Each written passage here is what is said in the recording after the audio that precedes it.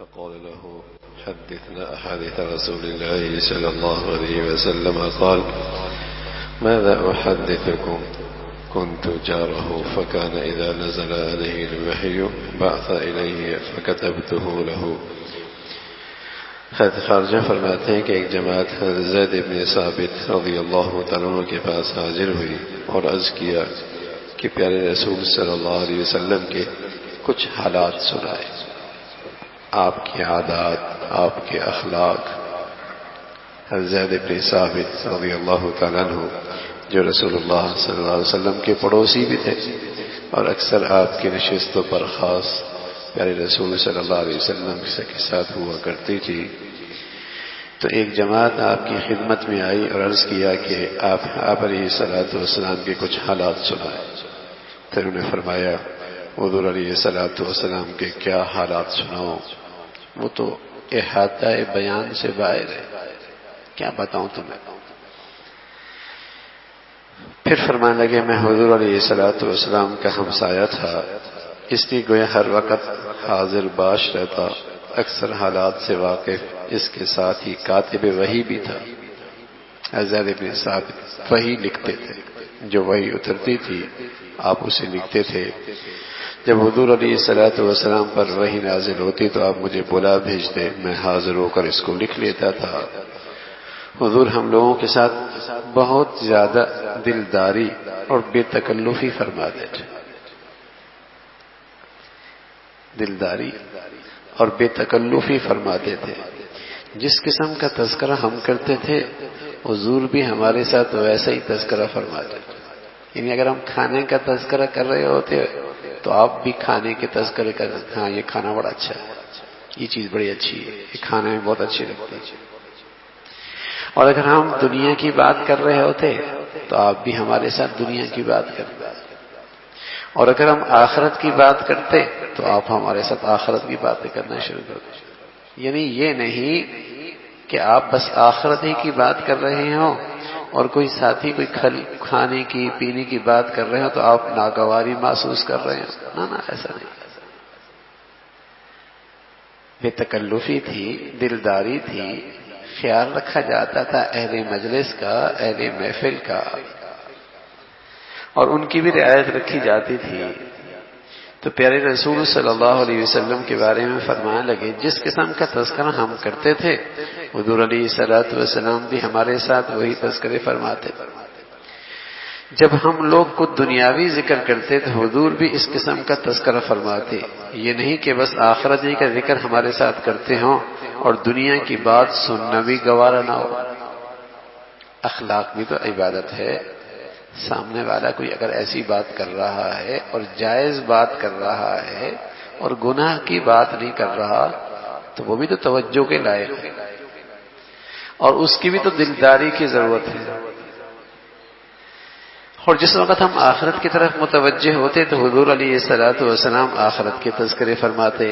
یعنی جب آخرت کا کوئی تذکرہ شروع ہو جاتا تو اسی کے حالات اور تفصیلات پیارے رسول صلی اللہ علیہ وسلم بیان فرماتے. جب کچھ کھانے پینے کا ذکر ہوتا تو حضور علیہ الصلوۃ والسلام بھی ویسا ہی تذکرہ فرماتے. کھانے کے آداب، فوائد، لذیذ کھانوں کا ذکر، مضر کھانوں کا تذکرہ. بس اوقات آپ علیہ الصلوۃ والسلام نے فرمایا سرکہ کیا یہ اچھا سالن ہے، کبھی فرمایا زیتون کا تیل استعمال کیا کرو، مبارک درخت ہے. اس قسم کے تذکرے آپ علیہ الصلوۃ والسلام کی زندگی میں ملتے ہیں. کھانے کی بھی تعریف فرما رہے، کھانے کے فوائد بھی بیان فرما رہے. عمرو بن عاص فرماتے ہیں قوم کے بدترین شخص کی طرف بھی حضور علیہ الصلوۃ والسلام تالیف قلوب کے خیال سے اپنی توجہ، اپنی خصوصی گفتگو اس کے ساتھ بھی کیا کرتے. یعنی آدمی اچھا نہیں ہوتا لیکن اس کی تالیف قلب کے لیے کہ شاید اس کے دل میں نرمی آ جائے اور شاید میری کوئی دعوت اور میری کوئی نصیحت اس کے دل پہ اتر جائے تو اس کی طرف بھی آپ پوری توجہ دیا کرتے ہیں. اور یہ توجہ تالیف قلب کے لیے، دل کی نرمی کے لیے، دل کے اندر ایک جسے کہیں کہ قدر پیدا کرنے کے لیے آپ فرمایا کرتے تھے. چنانچہ خود میری طرف بھی حضور علیہ الصلوۃ والسلام کے توجہات عالیہ اور کلام کا رخ بہت زیادہ رہتا تھا، حتیٰ کہ میں یہ سمجھنے لگا کہ میں قوم کا بہترین شخص ہوں۔ عمرو بن عاص فرمانے لگے اتنی توجہ ہوتی تھی، ہر ایک شخص سمجھتا تھا کہ بس آپ کی خاص توجہ میری طرف ہے اور آپ میرا بڑا خیال رکھتے ہیں۔ فرمایا میری طرف بھی ایسی توجہ ہوتی تھی کہ میں سمجھنے لگا کہ قوم کا بہترین شخص میں ہی ہوں۔ اسی وجہ سے حضور علیہ الصلوۃ والسلام سب سے زیادہ توجہ میری طرف فرماتے ہیں۔ میں نے اسی خیال پر ایک دن دریافت کیا، حضور میں افضل ہوں یا ابو بکر رضی اللہ عنہ؟ حضور علیہ الصلوۃ والسلام نے فرمایا ابو بکر۔ پھر میں نے پوچھا میں افضل ہوں یا عمر؟ حضور علیہ الصلوۃ والسلام فرمایا عمر۔ پھر میں نے پوچھا میں افضل ہوں یا عثمان؟ حضور علیہ الصلوۃ والسلام فرمایا عثمان افضل ہے۔ جب میں نے حضور سے تصریحاً پوچھا تو حضور نے بھی بلا رعایت صاف صاف بتا دیا۔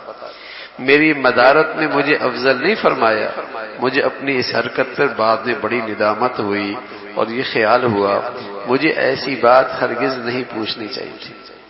لیکن حضور علیہ الصلوۃ والسلام نے اخلاق بھی ایسا کہ خیال ایسا کرتے تھے کہ جیسے وہ سمجھتا بس میں ہوں اور میں ہی سب سے افضل ہوں، لیکن جو سچائی ہے اس سے بھی نظر چشم پوشی نہیں فرمائی، حق سچ بھی بتا دیا۔ تو اس طرح حضور علیہ الصلوۃ والسلام کا آپ کا اخلاق انس فرماتے ہیں میں 10 برس پیارے رسول صلی اللہ علیہ وسلم کی خدمت میں رہا، مجھے کبھی کسی بات پر حضور نے اف تک بھی نہیں فرمایا، نہ کسی کام کے کرنے پہ یہ فرمایا یہ کیوں کیا، اسی طرح نہ کبھی کسی کام کے نہ کرنے پر یہ فرمایا کیوں نہیں کیا۔ حضور علیہ الصلوۃ والسلام کے اخلاق میں تمام دنیا سے آپ بہتر تھے، ایسی خلقت کے اعتبار سے بھی، یعنی آپ خلق کے لحاظ سے بھی اور خلق کے لحاظ سے بھی، جسمانی لحاظ سے بھی اور اخلاقی لحاظ سے بھی آپ دنیا میں کے تمام انسانوں سے بہتر تھے۔ آپ کی خوبصورتی ظاہری بھی بہت بڑھیا تھی اور آپ کی باطنی اور اخلاقی خوبی بھی سب سے بڑی ہوئی تھی، حتیٰ کہ میں نے کوئی ریشمی کپڑا یا خالص ریشمی یا کوئی اور نرم چیز ایسی نہیں چھوئی جو حضور کی بابرکت ہتھیلی سے زیادہ نرم۔ آپ کی ہتھیلی اتنی نرم تھی کہ ریشم کی نرمی بھی کیا نرمی ہے، آپ کے ہاتھ اتنے ملائم تھے کہ کوئی ریشم بھی کیا اتنا ملائم ہو۔ حضور علیہ الصلوۃ والسلام کی ہتھیلی اس قدر بابرکت اس قدر نرم تھی اور میں نے کبھی کسی قسم کا مشک یا کوئی عطر حضور علیہ الصلوۃ والسلام کے پسینے کی خوشبو سے زیادہ خوشبو نہیں سنی۔ سبحان اللہ، خوشبو بھی بہت، عطر بھی بہت، لیکن آپ علیہ الصلوۃ والسلام کے پسینے سے جو خوشبو آتی تھی ایسا کوئی عطر میں نہیں دیکھا، ایسی خوشبو میں نے نہیں دیکھی۔ حضور علیہ الصلوۃ والسلام اس کے بارے میں فرمایا، انس کہتے ہیں میں حضور علیہ الصلوۃ والسلام کے پاس بیٹھا تھا اور حضور کے پاس ایک شخص بیٹھا تھا جس پر زرد رنگ کا کپڑا تھا۔ حضور علیہ الصلوۃ والسلام کی عادت شریفہ یہ تھی کہ ناگوار بات کو منہ در منہ منع نہ فرماتے تھے، اس لیے سکوت فرمایا۔ جب وہ شخص چلا گیا تو حضور علیہ الصلوۃ والسلام نے حاضرین سے ارشاد فرمایا تم لوگ اس زرد کپڑے سے منع کر دیتے تو اچھا ہوتا، یعنی آپ اتنا حیا کرتے کہ کسی چیز کو بس منہ در منہ اس کو منع نہیں فرماتے تھے، لیکن ہاں اگر وہ چیز ایسی ہو جو فرض گناہ کبیرہ نہ ہو، کوئی بڑا گناہ نہ ہو تو اس موقع پہ تو آپ ایسا کرتے تھے، لیکن اگر کوئی کھلا گناہ ہو تو آپ اسے ٹوک دیتے تھے، آپ اسے روک دیتے تھے۔ حضور علیہ الصلوۃ والسلام کی یہ امت پر غایت درجہ شفقت تھی کہ اکثر بالمواجہ سامنے منع نہیں فرماتے تھے، اس لیے کہ مبادا وہ شخص انکار بیٹھ کر بیٹھے یا اعتراض کا سبب بن جائے اور پھر خطرہ ہے کہیں کافر ہی نہ ہو۔ ظاہر نبی کی بات کا اگر وہ انکار کر دے گا یا کوئی اعتراض کر دے گا تو کفر لازم آ جائے گا۔ ہاں فرمایا تم منع کر دیا کرو نا، تم اسے روک دیا کرو، تم اسے سمجھا دیا کرو، کہ زرد کپڑا یوں نہیں پہنتے. اگر ان امور سے اطمینان ہوتا تو کبھی کبھی منع بھی فرما دیتے. جب سامنے والے کے بارے میں یہ پتہ ہوتا منع کرنے سے یہ انکار نہیں کرے گا اور منع کرنے سے یہ اعتراض نہیں کرے گا تو آپ علیہ الصلوۃ والسلام کبھی منع بھی فرما دیتے تھے. چنانچہ عبداللہ ابن عاص کو ایسے ہی کپڑوں سے حضور علیہ الصلوۃ والسلام نے خود منع فرمایا تھا. اور اسی طرح بہت سے واقعات حدیثی کتابوں میں ہیں جہاں آپ علیہ الصلوۃ والسلام نے خود منع فرمایا. عائشہ فرماتی ہیں حضور علیہ الصلوۃ والسلام نہ تو طبعا فحش گو تھے اور نہ بتکلف فحش بات کرتے تھے. نہ تو آپ کی طبیعت میں یہ فحش سی بات تھی اور نہ ہی کبھی تکلف کے ساتھ آپ نے کوئی فحش بات کی ہو. نہ بازاروں میں چلا کر باتیں کرتے تھے، چیخنا چلانا. نہ تو آپ کی زبان پر کبھی کوئی فحش کی بات آئی، نہ یہ آپ کی طبیعت تھی اور نہ کبھی تکلف کے ساتھ آپ نے کوئی ایسی بات کی ہو. لوگ مذاق کرتے ہیں تو اس مذاق کے اندر بھی گندگی ہوتی ہے.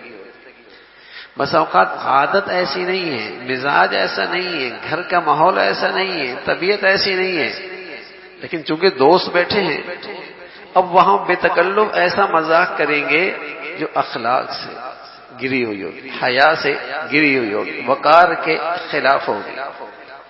تو اس انداز کی بات بتکلف آپ کی زبان سے کبھی نہیں ہوئی اور نہ بازاروں میں چلا کر باتیں کرتے. برائی کا بدلہ برائی سے نہیں دیتے تھے بلکہ معاف فرما دیتے تھے اور اس کا ذکر بھی تذکرہ بھی نہ فرماتے تھے. یہ بعض آدمی طبعاً فحش گو اور بیہودہ مزاح کے عادی ہوتے ہیں اور بعض لوگ بتکلف مجلس کے طرز کو نبھانے کے لیے طبعاً تو فحش گو نہیں ہوتے لیکن مجلس کی طرز کو نبھانے کے لیے بس اوقات فحش گوئی کیا کرتے. سب ایسی اخلاق سے گری ہوئی بات کرتے، حیا سے گری ہوئی بات کر رہے ہوتے ہیں. اب یہ بھی اسی مجلس کے طرز کا لحاظ کرتے ہوئے فحش گوئی کی بات کرتے اور فحش انداز سے بات کرتا ہے. تو حضور علیہ الصلوۃ والسلام کی شان اس سے بہت بلند تھی. عائشہ فرماتے ہیں حضور علیہ الصلوۃ والسلام کے اندر ایسی کوئی چیز نہیں، بازار میں بضرورت جانے کا میں مذائقہ نہیں، لیکن وہاں جا کر شور و شغب کرنا وقار کے خلاف. ضرورت کے لیے جانا کوئی بری بات نہیں، لیکن وہاں شور و شوق کرنا یہ انسانی وقار کے خلاف ہے. سکون کے ساتھ اپنی ضروریات پوری کر کے چلا آئے. بازار کے شور کی نفی سے یہ نہیں آتا کہ مقصد یہ ہے کہ بازار میں عموماً شور و غل ہوتا ہی ہے، چیخنا چلانا ہوتا ہی ہے. اس سے آپ علیہ الصلوۃ والسلام بہت اعتراض فرمایا کرتے تھے. تو یہ حضور علیہ الصلوۃ والسلام کی عادات ہیں.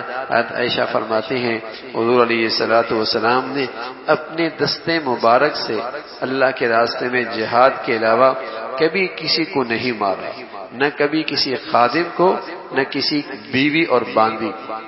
آپ نے اپنے ہاتھے سے سوائے جہاد کے موقع پہ کبھی کسی کو نہیں مارا، نہ کبھی کسی خادم کو، نہ کبھی کسی عورت کو، نہ کبھی بیوی اور باندی کو کبھی آپ نے ہاتھ میں اٹھایا. حضور علیہ الصلوۃ والسلام کے یہ خلق کا حصہ اللہ تعالی ہمیں بھی نصیب فرمائے. اللہم لک الحمد کلو ولک الشکر کلو. اللہم اعنا علی ذکرک و شکرک و حسن عبادتک. اللہ ولا